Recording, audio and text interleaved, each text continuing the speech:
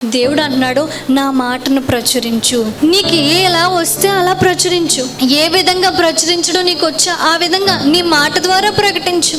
ఎలా ప్రకటించగలవో ప్రకటించు. మాట ద్వారా ప్రకటించవచ్చు, స్టేటస్ ద్వారా ప్రకటించవచ్చు. మనం స్టేటస్ పెడతా ఉంటామండి దేవుని వాక్యాన్ని. అనేక మంది చూస్తూ ఉంటారు మన స్టేటస్. దాని ద్వారా ఎవరో ఒకరు నెమ్మది పొందుకుంటారు. అందరూ మనకు చెప్పకపోవచ్చు మొహమాటంతో, కానీ వాళ్ళ మనసులో అమ్మో వీళ్ళు దేవుడు గొప్పోడే, నేను కరెక్ట్గా ఈ టైంలో ఉన్నప్పుడే వీళ్ళు ఈ వాగ్దానం పెట్టడం ఏంటి లేకపోతే అని వాళ్ళ మనసులో కూడా అనిపించవచ్చు. కార్యం జరుగుతుంది నువ్వు నీ ప్రయత్నం ద్వారా సువార్త ప్రకటిస్తే. నువ్వు నీ ప్రయత్నం చేయి సువార్త ప్రకటించడం విషయంలో. ప్రకటించు. ఆయన్ని ఎంతలా ప్రకటిస్తావు అంతలా ప్రకటించు.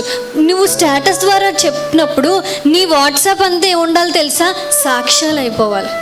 నువ్వు పలానా స్టేటస్ పెట్టావు కదా, పలానా వాక్యం పెట్టావు కదా, అదే టైంలో నేను ఆ పరిస్థితిలో ఉన్నాను, దేవుడు నాతో మాట్లాడాడు అన్న సాక్ష్యాలు నీ వాట్సాప్లోంచి రావాలి. హాయ్ బాగున్నావా, ఎక్కడికి వెళ్ళావు, వచ్చావా అయి కాదు. వాటితో పాటు నువ్వు నీ సాక్ష్యాలు, నువ్వు సంపాదించుకున్న సాక్ష్యాలు రావాలని దేవుడు కోరుకున్నాడు. నీ మాట ద్వారా, నీ పని ద్వారా, నీ పరిచర్య ద్వారా కొంతమందిని దేవుని దగ్గరికి తీసుకురావాలని కోరుకుంటున్నాడు.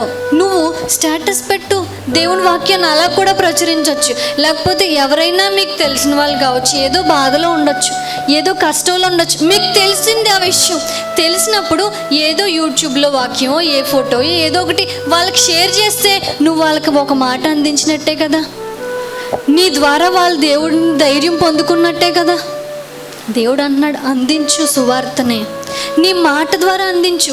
దేవుడు నిన్ను ప్రేరేపించాడా ఎవరికైనా చెప్పమని, చెప్పే, ఆగొద్దు. భయపడకు, వాళ్ళు ఏమంటారు ఏమైపోద్దో, వాళ్ళకి ఇది పంపిస్తే ఏమన్నా అయిపోద్దో, ఏం భయపడకు, అదంతా నీకు అనవసరం.